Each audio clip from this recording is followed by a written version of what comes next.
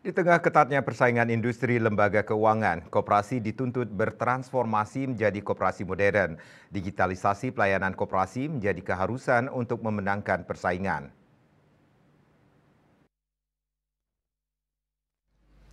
Pemerintah melalui Kementerian Koperasi dan UMKM terus mendorong koperasi-koperasi di Indonesia untuk bertransformasi menuju koperasi modern.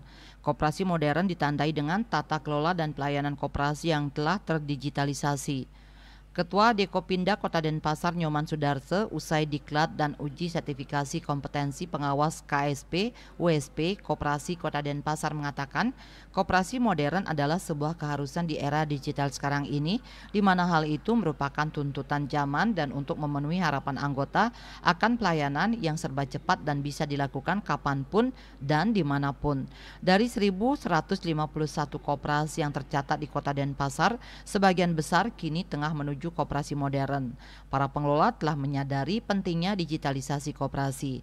Hal ini antara lain untuk menjaga kepercayaan dan meningkatkan pelayanan kepada anggota. Di samping itu, ketatnya persaingan di dunia industri lembaga keuangan juga patut diwaspadai agar koperasi tetap menjadi pilihan masyarakat.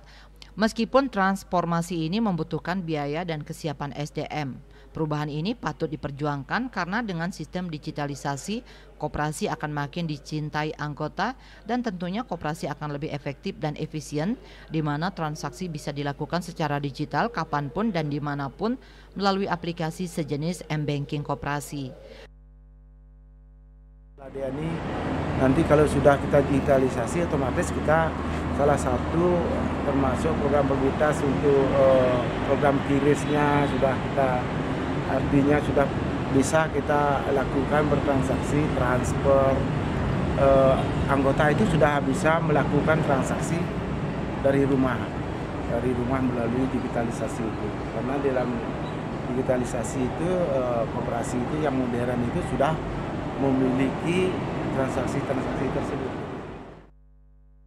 Meskipun sudah banyak koperasi di Denpasar yang mulai menuju koperasi modern, diakui juga masih banyak koperasi yang masih dengan sistem manual atau era lama. Ia mendorong gerakan koperasi segera menuju koperasi modern, salah satunya dengan menyisihkan anggaran untuk peningkatan SDM dan infrastruktur. Riase, Bali TV.